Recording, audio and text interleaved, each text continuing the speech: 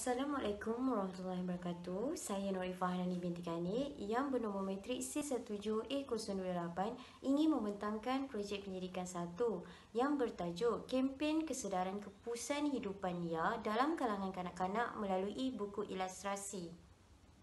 Bab 1. Pendahuluan 1.1 Pengenalan. Secara umumnya, kempen kesedaran awam merupakan program atau aktiviti penerangan yang dilakukan untuk memberi pengetahuan, pemahaman dan perhatian khusus terhadap sesuatu perkara bagi meningkatkan tahap kesedaran awam.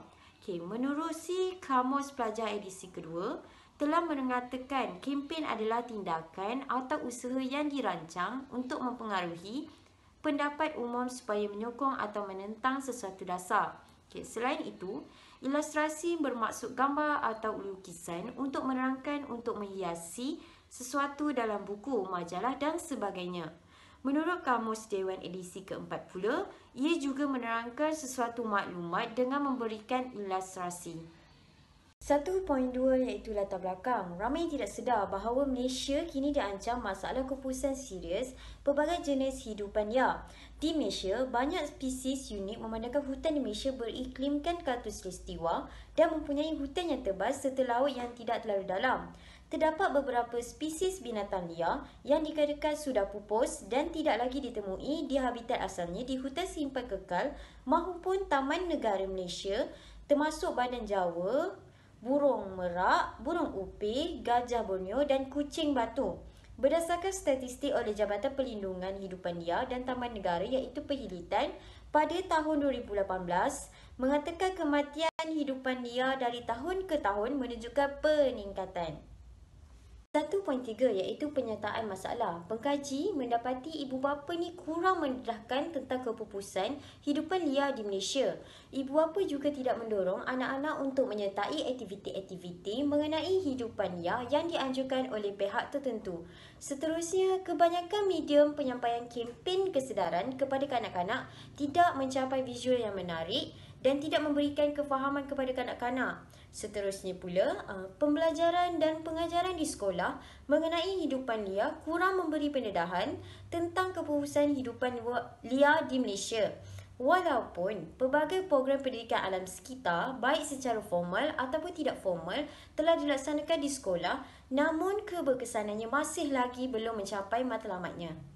Seterusnya adalah objektif kajian. Yang pertama, mengenal pasti tahap pemahaman dan pengetahuan kanak-kanak terhadap hidupan liar. Yang kedua, memberikan kesedaran kepada kanak-kanak mengenai kepupusan hidupan liar. Yang ketiga, menghasilkan buku ilustrasi yang menarik dan mudah difahami mengenai kepupusan hidupan liar bagi menyampaikan kesedaran kepada kanak-kanak melalui visual.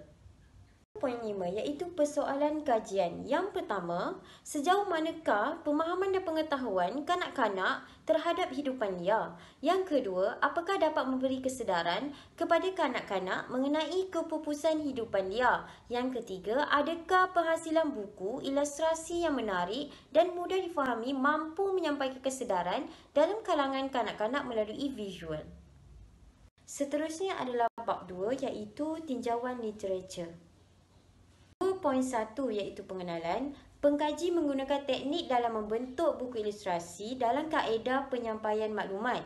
Dengan menggunakan kaedah tersebut, pengkaji ingin menyampaikan maklumat mengenai kepupusan hidupan liar melalui ilustrasi. Pepatah Melayu ada mengatakan, melentur bulu biarlah dari rebungnya. Maka dengan itu, pengkaji memilih golongan kanak-kanak sebagai responden utama dalam kajian ini. Definisi kajian. Yang pertama, kempen kesedaran. Menurut si Kamus Pelajar edisi kedua telah mengatakan kempen adalah tindakan atau usaha yang dirancang untuk memengaruhi pendapat umum supaya menyokong atau menentang sesuatu dasar. Yang kedua, hidupan liar. Hidupan liar menurut laman National Geographic menyatakan spesies terancam adalah sejenis organisma yang terancam kepupusannya. Yang ketiga, ilustrasi. Ilustrasi ini bermaksud gambar atau lukisan untuk menerangkan atau menghiasi sesuatu dalam buku, majalah dan sebagainya. 2.3 iaitu sorotan kajian lepas. Yang pertama iaitu ilustrasi. Menurut Kamus Dewan Bahasa Melayu, ilustrasi bermaksud satu kaedah penyampaian maklumat berbentuk gambar, rajah, diagram dan sebagainya. Adanya penggunaan ilustrasi ini adalah untuk memudahkan kaedah penyampaian maklumat supaya audiens dapat memahami dengan mudah. Seterusnya pula, menurut Kusmiyati pada 1999 berpendapat bahawa ilustrasi gambar adalah gambaran singkat satu perjalanan cerita daripada satu penceritaan yang menggunakan lebih daripada satu imej untuk menjelaskan salah satu adegan. Oleh itu, ilustrasi berperanan untuk menarik pembaca, terutamanya kanak-kanak, untuk membaca cerita yang disampaikan.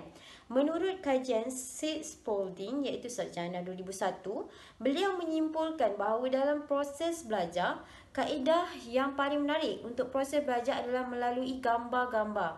Beliau berpendapat bahawa golongan kanak-kanak lebih gemar melihat buku yang dipenuhi dengan elemen-elemen visual. Seterusnya adalah jenis ilustrasi. Jenis ilustrasi yang terdapat yang pertama, kartun. Secara umumnya, kartun ini adalah merupakan lukisan yang menceritakan perkara sehari-hari secara berjenaka untuk menyampaikan sesebuah isi penceritaan. Di Malaysia sendiri terdapat syarikat media yang menjadikan platform ilustrasi ini untuk menghasilkan sebuah cerita seperti kartun Upin Ipin, Bobo Boy, Ejen Ali dan sebagainya. Yang kedua adalah karikatur. Gambar karikatur menunjukkan berbagai-bagai karakter yang dilebih-lebihkan, unik, lucu dan kadang ia mengandungi kritikan dan sindiran. Kebiasaannya objek dari gambar karikatur diambil dari tokoh manusia ataupun haiwan. Dan yang ketiga pula adalah komik. Komik adalah sejenis seni visual yang menggabungkan lukisan dan tulisan untuk menyampaikan cerita. Selain itu, ia juga didefinisikan sebagai cerita bergambar. Komik ini sering dilihat dalam bentuk buku dan berdialog. Seterusnya pula ialah ilustrasi karya sastra. Karya sastra adalah pantun, syair, cerpen, novel, sajak dan lebih menarik bila membacanya disertai dengan gambar ilustrasi. Fungsi gambar ini menjelaskan untuk menyampaikan maklumat dan menegaskan isi yang ingin disampaikan. Yang kelima iaitu vignette. Vignette ialah gambar ilustrasi yang berbentuk dekoratif yang berfungsi mengisi ruang pada kertas narasi. Selain itu, sebagai pengisi dari sebuah cerita ataupun narasi biasanya diletakkan dengan gambar ilustrasi berupa vignette. Yang seperti kita dapat lihatlah, ini adalah contoh-contohnya. 2.4 iaitu pelaksanaan kajian. Yang pertama iaitu pembukuan. Menurut kajian yang dilakukan oleh Zainiah Muhammad Isa pada tahun 2019 telah memfokuskan kepada buku cerita bergambar kerana ramai penulis mendapati buku jenis ini amat sesuai bagi pembacaan kanak-kanak. Seterusnya antaranya Soulsby pada 1985 mencadangkan penggunaan gambar dan teks bagi membina pemaknaan kepada kanak-kanak dalam proses mereka melangkah kepada membaca yang sebenarnya. Seterusnya menurut Tucker iaitu 1988 dalam buku bergambar panjang cerita sepanjang tidak melebihi 2000 patah perkataan bagi tujuan memelihara daya penumpuan kanak-kanak terhadap cerita tersebut. Seterusnya adalah bab 3 iaitu tentang metodologi kajian. Poin 1 iaitu pengenalan. Pengkaji akan menerangkan kaedah yang akan digunakan semasa menjalankan kajian yang meliputi beberapa proses pengumpulan maklumat dan data kajian bagi mencapai objektif yang telah disenaraikan di dalam bab 1. Yang kedua, data-data yang akan diperolehi kemudian diolah dan diubah kepada bentuk maklumat yang teratur dan mudah difahami oleh pengkaji. Bab ini juga akan menjelaskan metodologi penyidikan yang digunakan pengkaji sepanjang kajian ini dilakukan. Ini merupakan kaedah penyelidikan. Ini adalah rajahnya. Reka bentuk kajian terbagi pada dua iaitu persempelan dan pemilihan lokasi kajian.